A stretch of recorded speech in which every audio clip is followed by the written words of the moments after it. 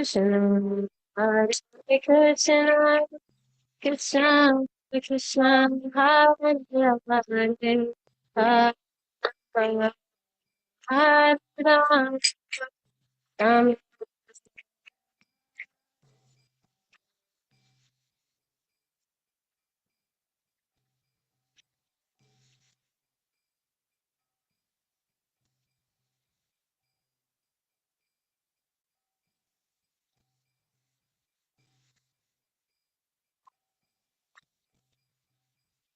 Hare Krishna, Hare Krishna, Krishna, Krishna, Hare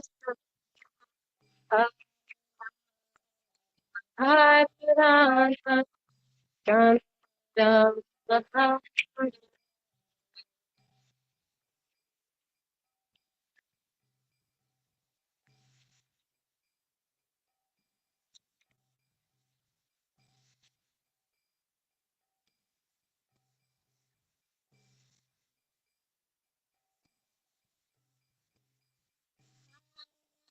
Krishna, Hare Krishna, Krishna, Krishna, Hare Hare Hare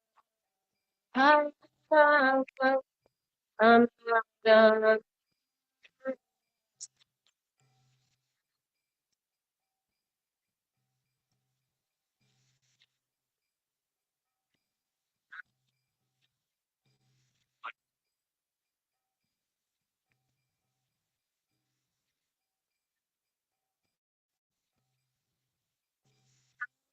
Krishna, Hare Krishna, Krishna, Hare Hare, Hare Ram, Hare Ram, Ram, Ram.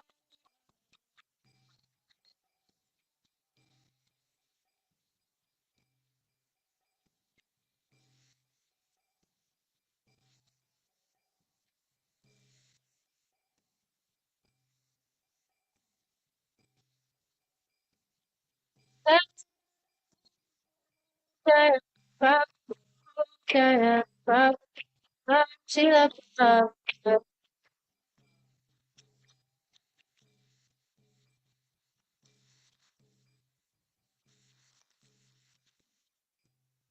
Prabhupada ki. I am Vishnupada Paramahamsa Parvajikacharya Shota Shat Shri Srimad His Divine Grace A.C. Bhaktivedanta Swami Maharaj Prabhupada ki. I am Vishnupada Paramahamsa Parvajikacharya Shota Shat Shri Srimad Bhaktivedanta Saraswati Goswami Maharaj Prabhupada ki jai. Grantaraj Srimad Bhagavatam ki jai. Gaur Premanande.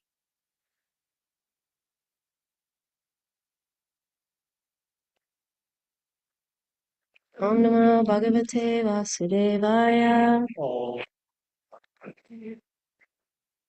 Om Namo Bhagavate Vasudevaya.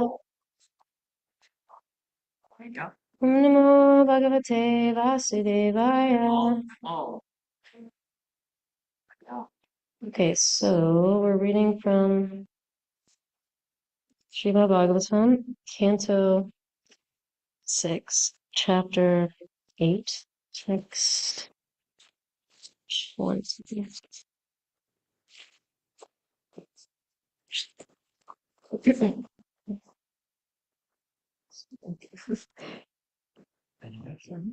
Yeah, I am on my phone.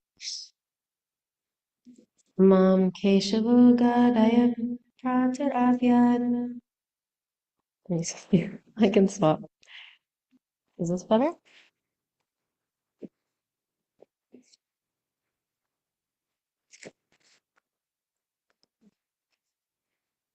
Mam Keshavu Gadaya Pratar Avyad.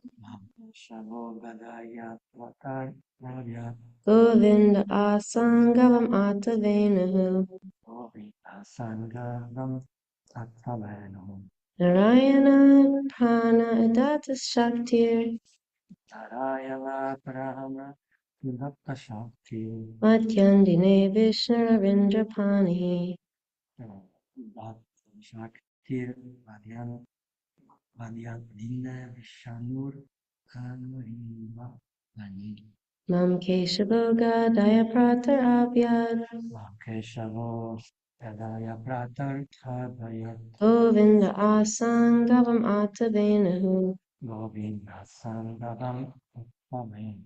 Narayana Prana Udata Shaktir Narayana Brahma Vibhakta Shakti.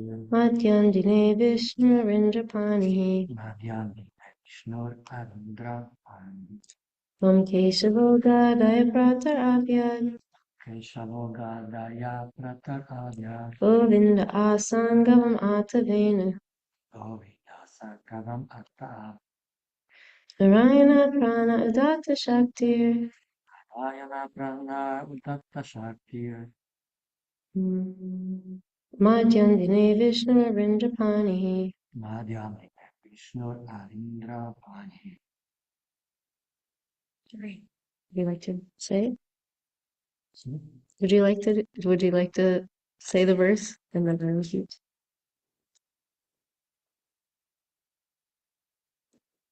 No, please continue. Okay. Mom? Me. Sorry. Me. Keshava. Keshava. Lord Keshava. Lord Keshava. Adaya. Udaya. By his club. His club. Prata. Prata. In the morning hours. In the morning. Avyat. Avyat. May he protect. May he protect. Govinda. Govinda. Lord Govinda. Lord Govinda. Asangavam. Asangavam. During the second part of the day. The sacred part of the day. Atavenu. Atavenu. Holding his flute. Holding his flute. Narayana. Narayana. Lord Narayana with 4 hands. Narayana with 4 hands. Prana. Prana. During the third part of the day. Third part of the day. Udata Shakti. Udata Shakti. Controlling different types of potencies. Controlling different types of potency. Madhyamdine. Madhyamdine. During the fourth part of the day. During the fourth part of the day. Vishnu. Vishnu. Lord Vishnu. Lord Vishnu. Arindra Pani. Arindra Pani. Bearing the disc. Bearing the disc. In his hand. In his hand. To kill the enemies. To kill the enemy. Translation and purport by His Divine Grace A.C. Bhaktivedanta Swami Prabhupada Shri Prabhupada Ki. Thanks. May Lord Keshava protect me with his club in the first portion of the day, and may Govinda, who is always engaged in playing his flute, protect me in the second portion of the day. May Lord Narayana, who is equipped with all potencies, protect me in the third part of the day. And may Lord Vishnu, who carries a disc to kill his enemies, protect me in the fourth part of the day. Purport. According to Vedic astronomical calculations, day and night are each divided into 30 Kartikas, 24 minutes, instead of 12 hours. Generally, each day and each night is divided into 6 parts, consisting of 5 Kartikas. In each of these 6 portions of the day and night, the Lord may be addressed for protection according to different names. Lord Keshava, the proprietor of the holy place of Mathura, is the Lord of the first portion of the day, and Govinda, the Lord of Vrindavana, is the master of the second portion. Om Jnanatimirandasya Gnanjana Shalakaya Chakshurunaitamina Tasmai Shri Gurave Namaha. Jai Shri Krishna Chaitanya Prabhu Nityananda Shri Advaita Gadadhar Shivasari Gaura Bhaktivinoda Hare Krishna Krishna Krishna Hare Hare Hare Ram Ram. Let me just pull something up.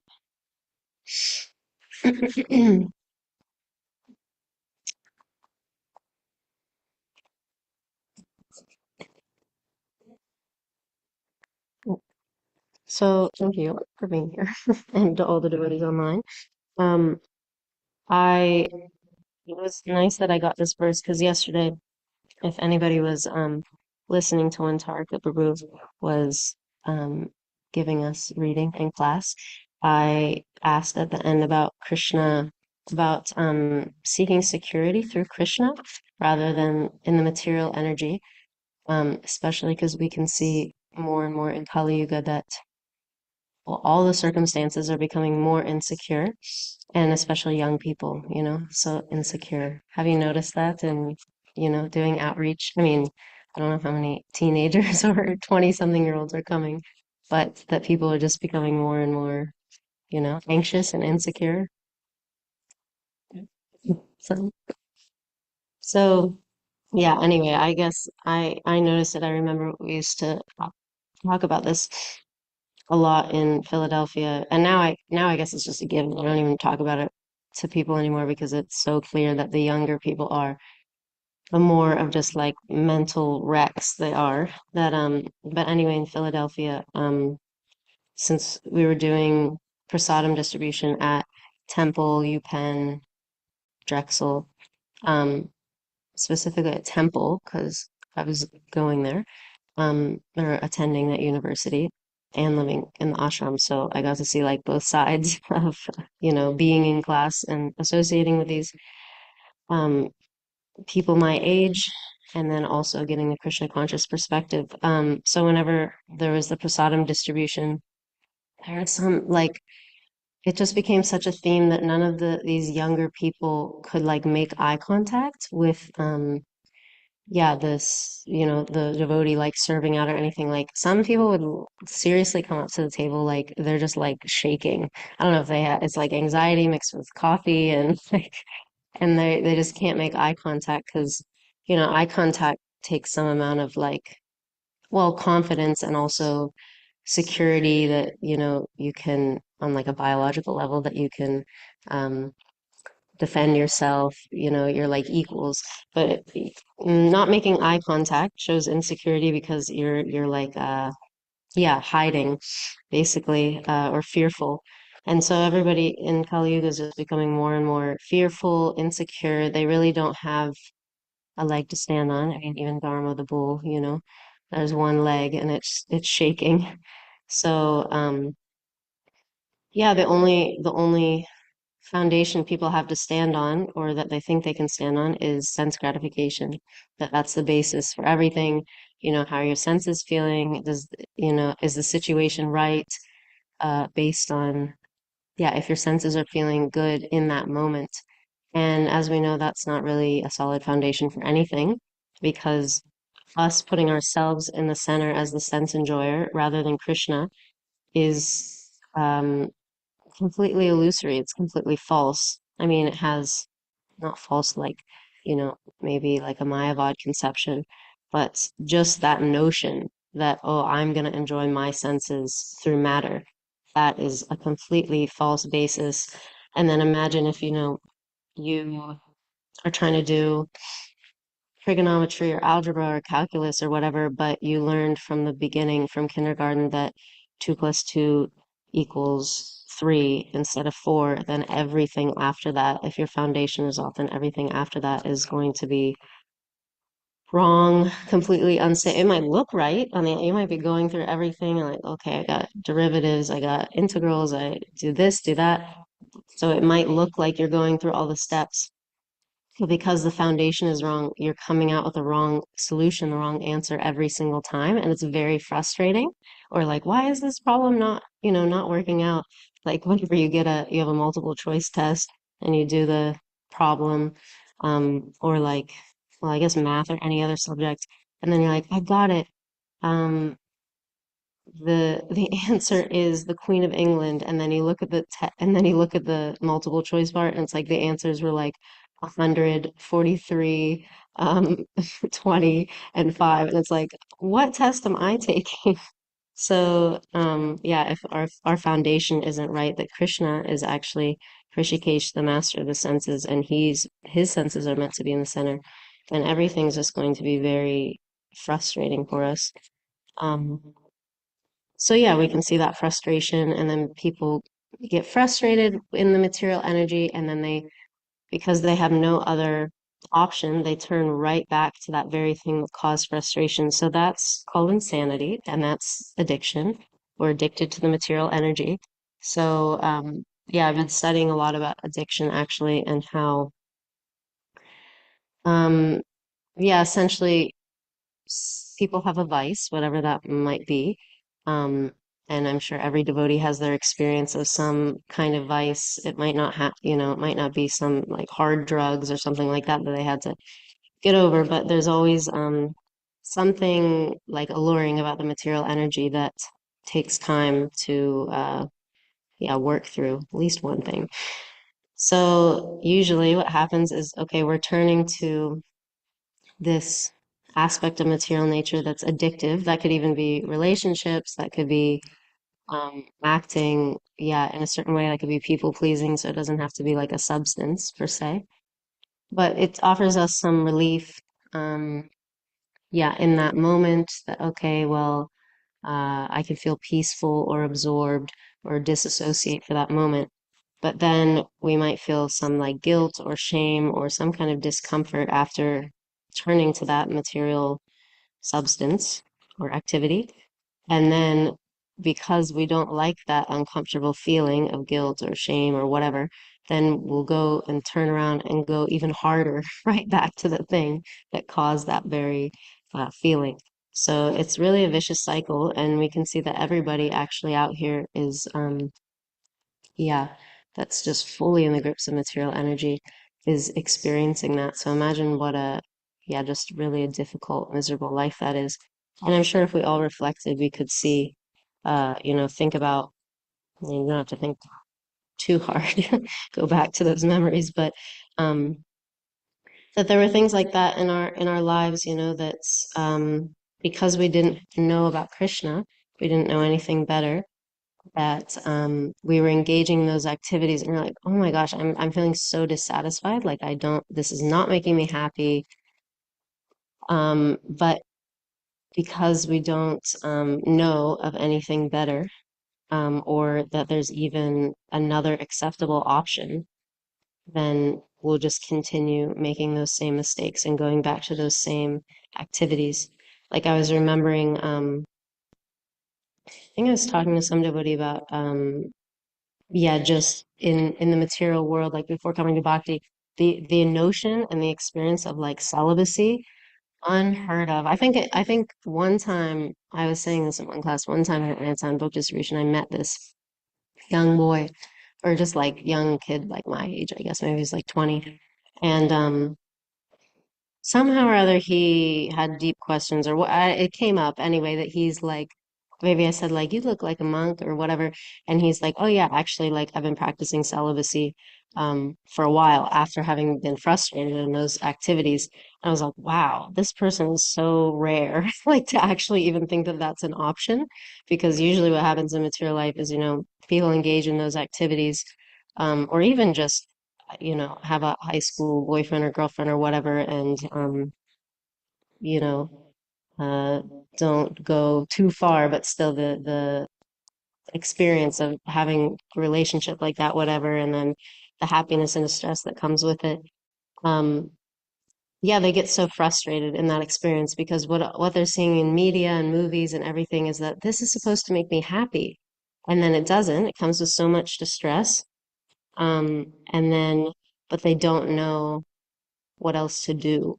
So then they're like, okay, well, I guess it just wasn't this person, or I'm just not doing it right, or I need to add in some intoxication or something like that. And then the experience will be satisfying.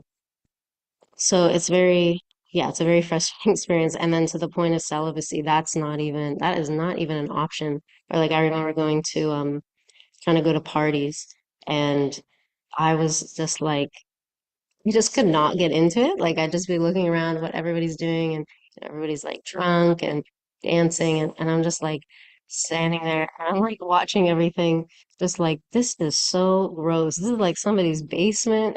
Like just like it's not, yeah, I guess I just didn't get it, but I felt so ashamed of that pretty much. That, why can't I get into it? Like, what's wrong with me? Why can't I get into it like everybody else? So that's what material nature does. Material nature just embarrasses us, actually. Um, that, well, anyway, I'll get into like another tangent, but Yeah, so a thinking person will see that they're dissatisfied with just trying to engage with the material energy. And then if they're lucky, then they get to meet a devotee. Krishna in the heart takes note. They're like, oh, this person is feeling dissatisfaction, and maybe they're becoming aware that they're feeling dissatisfied. And then, yeah, if they're lucky, then arrangements are made, or if they have that sincere desire, I'm sure everybody's heard of those devotees that they're like, I was praying to God, God just like show me. Actually, there's one devotee here like that, like God just, show me like the higher truth, basically, or something to that effect. And then boom, the next day they get a book, or like even in the same journey, they're like they're thinking that they're at a store, they're thinking that, and they're just like so much just like God, please, some kind of prayer, and then they walk out and they like meet a devotee that gives them a book. Um, so or yeah, some or prasadam or whatever, somehow or other come into contact. So yeah, it's very nice. And I think as devotees, at least for myself, sometimes we can forget how embarrassing the material energy is and like how much it embarrasses us and what a difficult, unsatisfying time we were having. That's one thing as a devotee, that we'll experience all range of emotions, happiness, sadness, anger, all kinds of things. But well, I've heard it said that like boredom is not one of them. And then the other thing is like we might feel some kind of, yeah, dissatisfaction every now and again, like, yeah, with in whatever capacity, or even just being dissatisfied. Like, I want this service to be at a higher level than it is. I want my service to be at a higher level than it is, or this, to be nicer. I want the temple floor to be cleaner or something like that. That's like an example of dissatisfaction, but it's Krishna conscious if it gives you impetus to then improve Krishna service. So anyway, we might feel like that, but there's never, as a devotee, there's not that like gnawing existential dissatisfaction deep within the core of the heart. And it's so easy to forget that, at least I myself, I'm sure others like had that before, was experiencing that before coming to bhakti. And what an unsettling feeling it is that really to the core of your being, there's just something, as they say, like a K-shaped hole in the heart. Um, and that, now in practicing Krishna consciousness, we don't have to contend with that anymore. And actually it's such a big relief. So, yeah, I was thinking this morning about how much, like I've been saying, material nature embarrasses us, that, we have values, let's say, yeah, moral principles that we like to follow, or not as devotees, but just, well, maybe as devotees sometimes too, but just in general, people like to think like, oh, these are my values, this is what I live by, this is who I am, like that. And then material nature completely embarrasses us because it puts us into so many situations in which we're a hypocrite. So we can't live up to that standard, or based on sense gratification or just the pushings of the body and mind, we compromise. And yeah, it's hard for people to live with. They start to not, trust themselves, or they make excuses like, oh, well, I had to in this situation because um, this and that. Yeah, whereas in like the Vedic culture, that even if a arrangement or a deal is not to your favor, still you'll carry that out, even if you know actually you'll lose in that situation because you made that promise, that arrangement or that deal, you'll follow through on it. So this Kali Yuga is much different.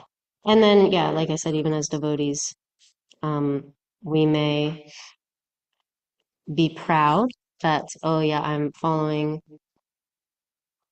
these principles. Look at me, I'm such an outstanding devotee, and I'm checking all the boxes like that. And then because Krishna doesn't like pride in his devotees, there will definitely be situations in which we are humbled. But this is in a loving way, like Sarika Prabhu was giving the example yesterday of the kitten in the mouth of the cat versus the rat, that being embarrassed in material nature before becoming a devotee is a horrible experience and usually comes with either outright self-hatred or just denial and trying to cover it up with more intoxication and addiction to material energy. Or as a devotee, we might experience some very humbling situation or some embarrassment that, oh, I'm actually not as like, ticking all the boxes or like a externally perfect devotee as I thought. And then yeah, but then from that, we actually can deepen our Krishna consciousness, actually. So we have that opportunity to enrich our lives rather than feel like, oh, it's just a failure. Enrich our lives in terms of our connection and loving dealings with Krishna, because Krishna doesn't, pride really blocks a lot of that flow of love. So Krishna is like mercifully taking away, like, okay, you have this wall up, let's take it, knock it down so that then the love can flow more easily. So I had a few quotes from Prabhupada just about Krishna's protection, because in the translation today, let's read it again. It says, may Lord Keshava protect me with his club in the first portion of the day, and may Govinda, who is always engaged in playing his flute, protect me in the second portion of the day. May Lord Narayana, who is equipped with all potencies, protect me in the third part of the day. And may Lord Vishnu, who carries a disc to kill his enemies, protect me in the fourth part of the day. So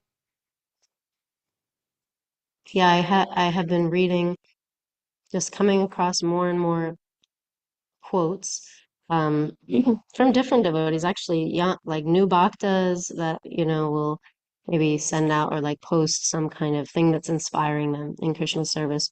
Or I was reading a quote by Kadamakanana Maharaj, all all centered around this point, or at least I'm noticing this point of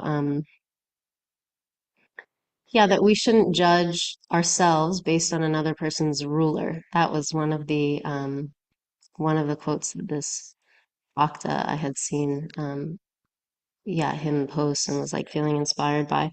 And it's very yeah, it's very nice in Krishna consciousness that, at the end of the day, really it's Krishna that knows our heart and our sincerity.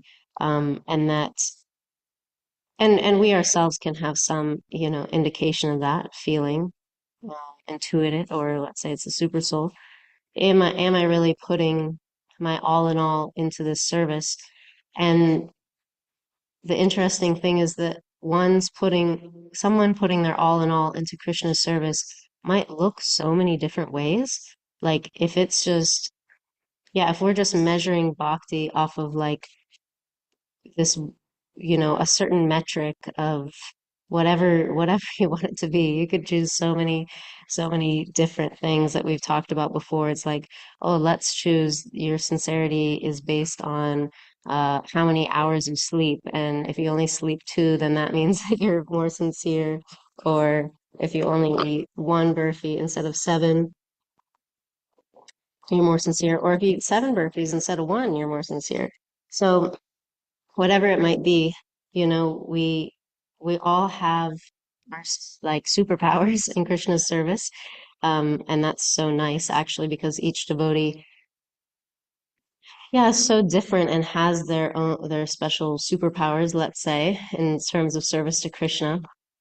And then that's what makes it so nice to, cooperate as a community to work together. Like I was thinking of um like Nikolai, that he's always taking out the trash. And I was like, man, he's so responsible. He's so onto it. It's like the trash is, when he's here, the trash is never overflowing, anything like that. Even during the retreats and stuff, if he sees that, he's like, this is my service. If he sees that it needs to be done, even though it's a bunch extra or whatever, he does it. And, it's not like, okay, he's like managing the whole temple or something like that. But like I said, if we just take, one person's ruler and then like, how does everybody else stack up compared to that? Then, yeah, then it's just, anyways, this is not a good outlook to have or way of doing things. And then also, some other devotees, they might have tried management, not just like, not be so effective at it, or they're just very disturbed the whole time or whatever. But whenever they cook or whenever they yeah, dress the deities or something, it's so you can see there's so much affection in there and so much love and so much thought that goes into it. So yeah, everybody has a different physical capacity, mental capacity, and then really at the end of the day, it's it's really only the spiritual master and Krishna that can tell where the heart is at in terms of loving service to Krishna. Of course, that like we should take guidance as well, and senior devotees can help us, but like I said, at the end of the day, really, it's at the end of this life, really, it's Krishna that has all the notes, so to speak, or has experienced all of the loving dealings. Not like he's, you know, um, like he has better things to do than just like I guess some conceptions of God, like okay, he's just the scorekeeper. So, yeah, and I was also thinking like another example I was noticing, maybe with why, how whenever the guests come and Vadim is so absorbed. I'm like, man, if guests are there that day, I'm like, Vadim is so happy. He is so happy to take care of these guests. And then like the whole day, he's just like walking around. He's like, hey, how you doing? It's like so jolly. And it's so nice to see like a devotee just relishing their service. And I mean, yeah, they might not even be aware of it, that like, wow, you're in such a good mood. You're so happy. And it's like, they might not even be putting two and two together that, oh, it's because of the service that it's so enlivening for me and fulfilling to the heart. So yeah, it's very important that, of course, it's ideal that we do all services with, the same enthusiasm and putting the heart into it to the same degree as if we're mopping the floor or taking care of the guests or cooking or whatever. But because, we're mixed devotees, and this is at least myself, and then we're in the hospital, so to speak, it is like utopian to think, okay, well, every devotee is just going to jump right in and be like, I'm going to do everything with equal enthusiasm. Or maybe that's in the beginning. So, yeah, like there can be, we could, even judge devotees like, why, whenever I see this devotee, they're just like doing this service just to get it done, It seems like they don't even care. They're not even like paying attention to the details that much, or like they're just kind of, seems like they're just doing it mechanically or whatever like that. But then in another department, where they feel, maybe it's more according to their nature, they just feel enlivened or inspired by that. It's like, wow, this devotee is just like, oh, comes to life. And and that's again, that's the beauty of living in a community, is that then everybody can complement each other. So like for me, I might be doing the dishes, the, evening tray reset, or like the dishes after lunch. And I might be like, oh my God, let's get this done. But then, you see like how Ken does the dishes so nicely, and yeah, like puts everything away and just really takes care. The dishes are always clean. I've like never found any bits of food, anything on the dishes that Ken washes. And so it's like, wow, that's so, that it's like a good compliment, because it's like, okay, I might not be doing that service with all my heart, but he is, and then I can appreciate him for that. But if I'm measuring him up against the same ruler that I have of like, well, if they're sincere, then that means that uh, you know, they cook a Raj Boga, and it's like, man, he's not even cooking. So, like, yeah, we can't judge devotees like that. We're all, and that's a big part of personalism, in my humble opinion, or as I'm realizing, is that, let's not take devotees and just try to, like cookie cutter, like squeeze them into like a round peg in a square hole, like that, but rather, or at least I'm realizing more and more, that in order to inspire other devotees and maybe younger devotees coming along, that it's more like, okay, how can we work with, like, what are we working with, and how can we, um, enliven you based on that and engage you based on that. And then gradually, devotees make progress, we get purified, and then I guess in more and more services you can feel that enlivenment and investment of the heart. But it's probably not going to happen overnight. So I wanted to read a few things from Srila Prabhupada.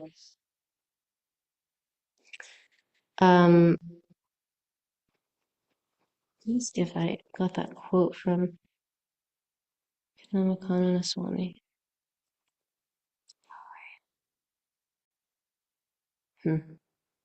Maybe not.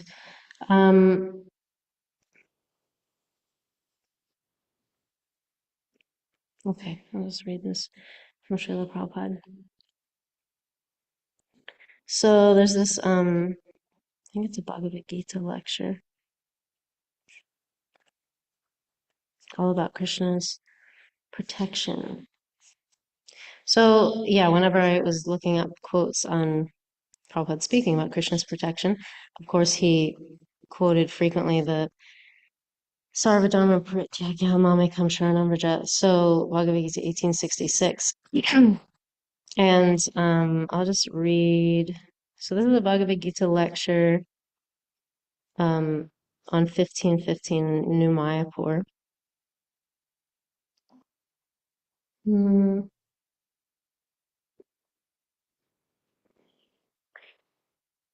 Okay, so Prabhupada was speaking about how essentially in any form of life you can get sense gratification. That, if, like, for example, with food, if you take some tasty eatable, then he says either you keep it in a golden pot or in an iron pot, the taste is the same. But he, rascal, does not know. He thinks that if I put it in a golden pot, it will be more tasteful. So he is speaking about that. He's speaking about sex life, how it's, same for the animals, same for the humans. And then he's saying how Krishna, in the heart, takes notes and will give us facility to enjoy in a certain way, like putting us into a tiger body. We want to eat meat. So then Prabhupada goes on to say, so God gives us all facility. We wanted to enjoy in a particular situation, and God gives us facility of that situation and gives also instruction. Now you want it. Just like one is very much addicted to eat flesh or blood. So God gives him the chance to accept the body of a tiger, and he's given all facilities, the nails, the jaws, and gives instruction. Now you can enjoy. So he'll give us all facilities. But if you want his instruction, that what will be good for me, then he says, Sarvatarman Pritya Mamekam, Bhagavad Gita 1866. You give up this business, simply surrender unto me. I'll take protection. So if we are intelligent, we shall take his final instruction and follow it and be happy. That's all. So there's a few nice points related to this that first of all, in Bhagavad Gita, Krishna gives so many instructions, right, from the beginning. I mean, he's talking about karma yoga, he's talking about so many different things.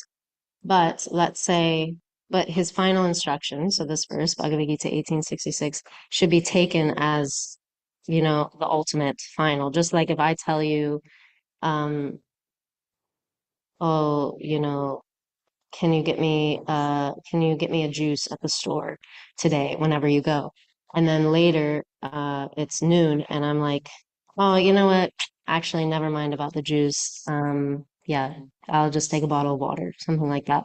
Then you take the most recent instruction, like the final instruction that I gave you, not that like, but you said this here and you said it's like just the last instruction I gave. We're gonna go with that.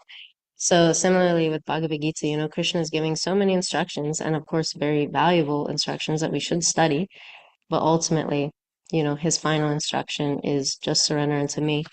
And in terms of surrender, I started reshaping how I think about that based on, things that I've heard from devotees that surrender can sound like such just an intense word and also something very active, which bhakti is very active, but like you have to be like aggressive about surrendering or like kind of like force the surrender, but I've been thinking of it more in terms of like relaxing into it, like just relaxing into accepting the circumstances that Krishna has given me, relaxing into like just letting go a little bit of the false ego, relaxing into what Krishna wants. Because a lot of times, we have like an iron grip on who we want to be or what we want the circumstances to be in the material energy. And it's so much, there's so much tension, even though, existentially we're not happy or dissatisfied, like I was saying in the beginning. But, slowly, slowly in bhakti, if we're taking to the process, then that grip will just slowly like start to release a little bit. We're like, okay, maybe a little bit of the tension is going in terms of like, okay, maybe I can relax a little bit into this service. Or, somebody's asking me to do something that I don't 100% want to do. I wouldn't choose it for myself, but I'll do it because it's needed. It's like, um, help in Krishna's service. So I was thinking of like, I've had to get my blood pressure taken recently, um, or like frequently for like a medication. And, oh, sorry. I do not like that feeling at all. I don't know why. I don't like it whenever it squeezes and then you have to like feel your pulse and then you have to wait for it to um, deflate. So, yeah. So whenever it squeezes like that, that's like, the material energy is like just squeezing us, or we're kind of holding on to the material energy too. So there's this like tension that's like so much resistance. No, I don't want to let go of my false ego. No, I don't want to, just do whatever Krishna wants. I want to do what I want. And then whenever you're getting that blood pressure taken, the cuff is so tight, and like, "Oh, this is such an uncomfortable feeling." And then it'll slowly, like just like as we're in the process of bhakti, it'll slowly start to do that thing where it's like, and then it like releases a little bit, and then and it releases more. But if you tense up again, then it'll kind of like stop or it'll squeeze again. So you have to be, the more you relax, it is like the quicker it will happen and the quicker it will just like release and the uncomfortable feeling will go away. So similarly, in bhakti, it's like, okay, the more we just relax into like what Krishna wants in terms of the instructions that are given to us by the spiritual master. So instead of like, I have to surrender everything to the spiritual master and, give him my car and like do this and shave up, go to the brahmacharya ashram, this, that, and the other. Then it's just like, how can I listen to what he's saying I should do? And then I'll just relax into that a little bit and just be like, you know what? Maybe if I try this out, maybe if I, take up a little bit of what he's saying, that the world's not going to end. And actually, like, I'm still here. I think I'm still Dina Palika. Maybe not as I like had thought she would turn out, or yeah, who I thought I was, but like, I nothing horrible has happened. So yeah, if I'm just reframing the way I think of it, more surrender is more of like, let me just relax into the instructions of the spiritual master. Okay. I mean, I had more things from Prabhupada, but I'd also like to hear if devotees have some reflections or additions. So, sort of all of Okay. Anybody online have anything?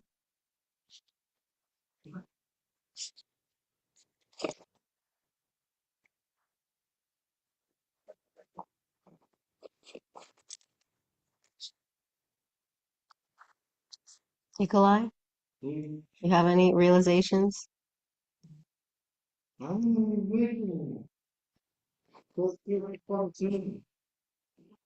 They're waiting for you, sir. Here, I'll give you this so that everyone can hear. Thank you so much for excellent class. It was excellent. I have two questions. You analyze very beautifully what means for devotee security to take shelter at Krishna's lotus feet. And also you analyze sincerity from different perspective.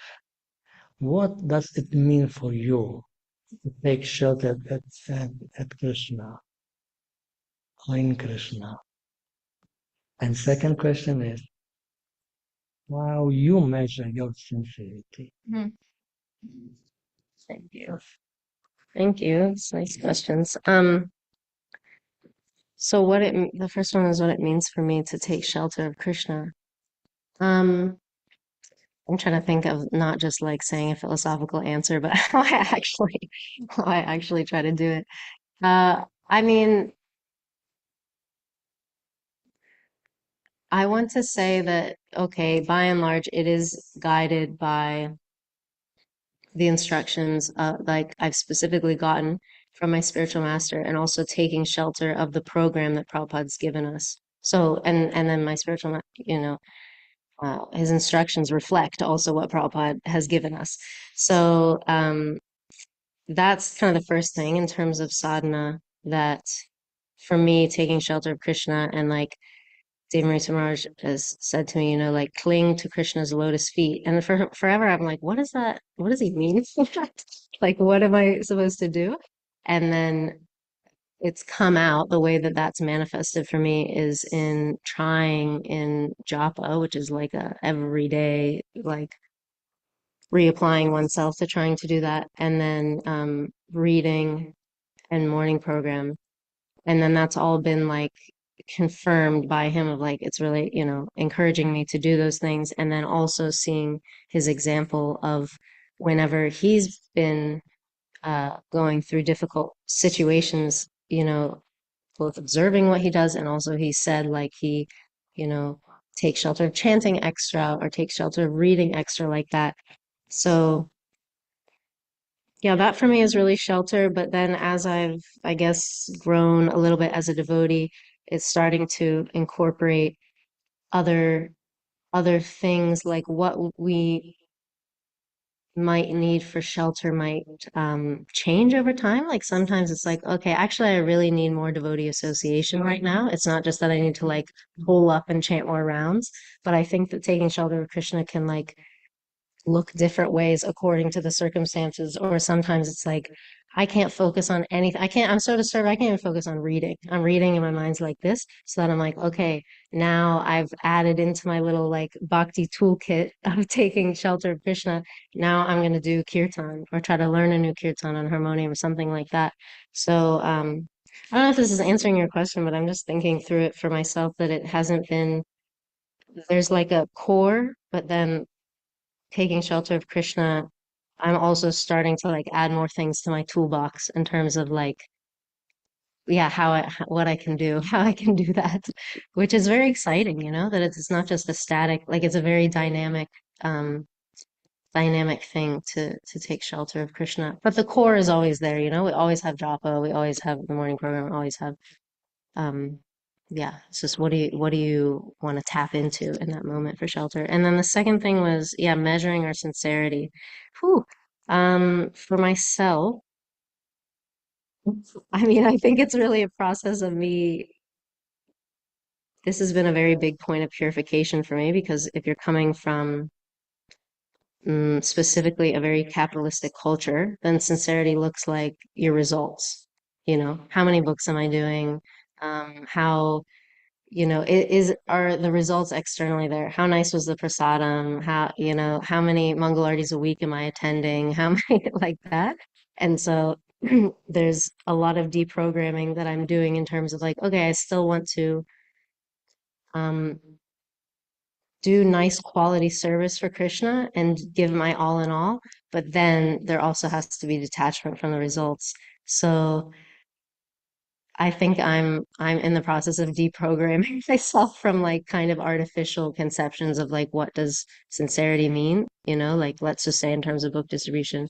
Okay, well, if this person does 50 books, then they're more sincere than the person that does two. But actually, the more I observe, I'm like, wow, actually really the opposite can be true, that like if a person can just naturally, this is just one example, but if a person can just naturally do a lot, let's say on book distribution, then they're like, oh man, I am flying high. This is the best service ever. This is so easy. And then the person that's like struggling all day to do one perfection of yoga, actually it takes so much sincerity to keep going, like keep doing that service.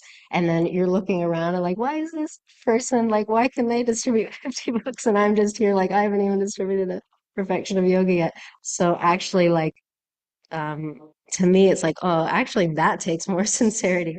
So, yeah, I don't really have like a super firm answer to that. I think that like I said, I'm just in the process of being purified of taking my material conceptions and imposing that on top of bhakti. Reading the Shastra or like seeing things and then like, yeah, artificially imposing something on top of that.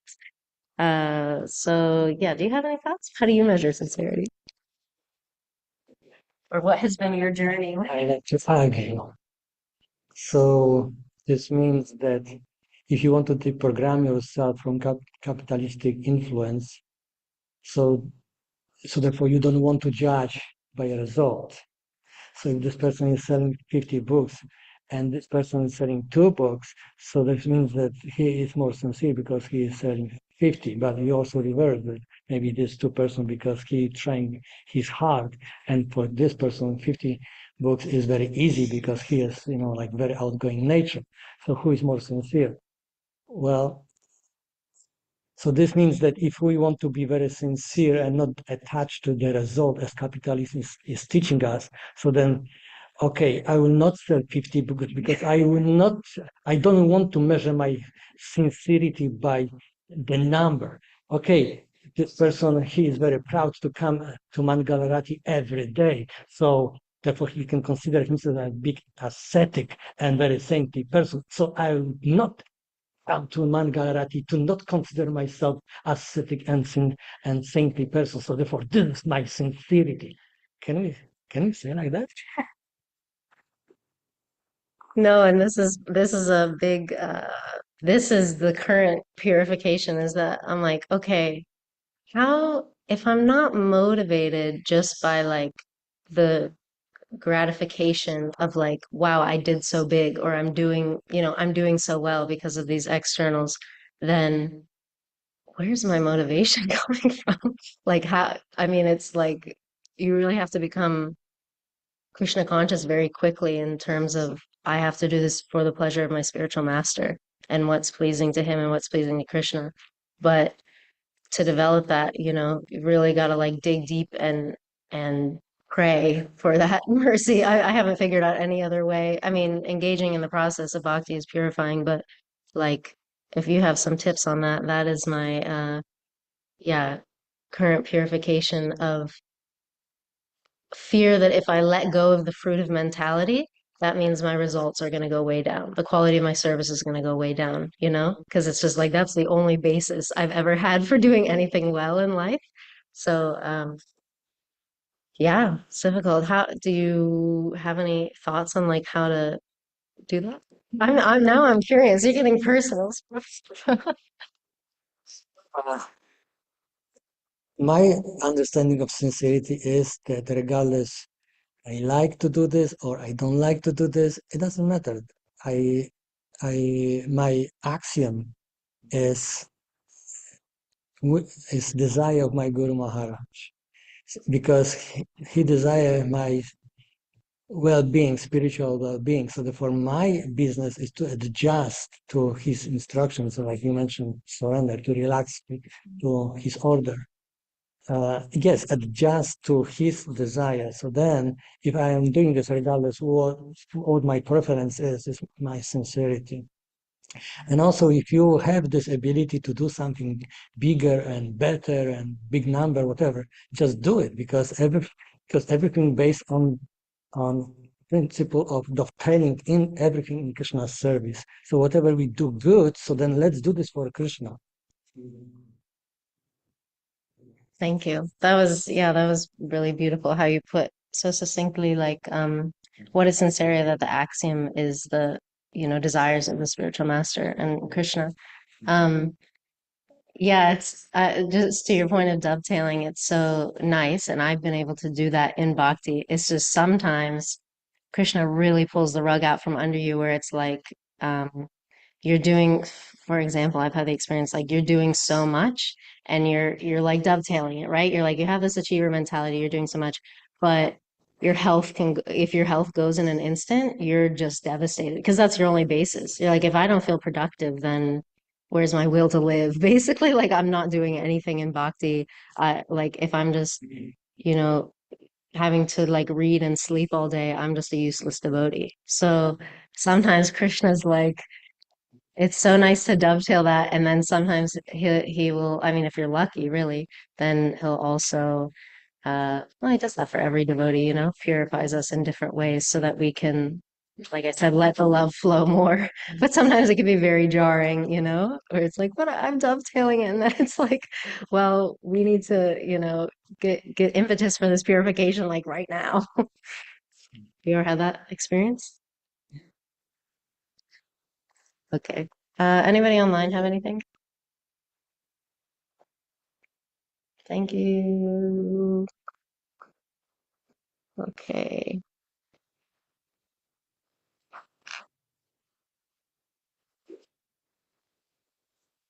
All right. I don't know if the doors are open. Hare Krishna devotees, Grand Srimad Bhagavatam ki jai, Srila Prabhupada ki jai.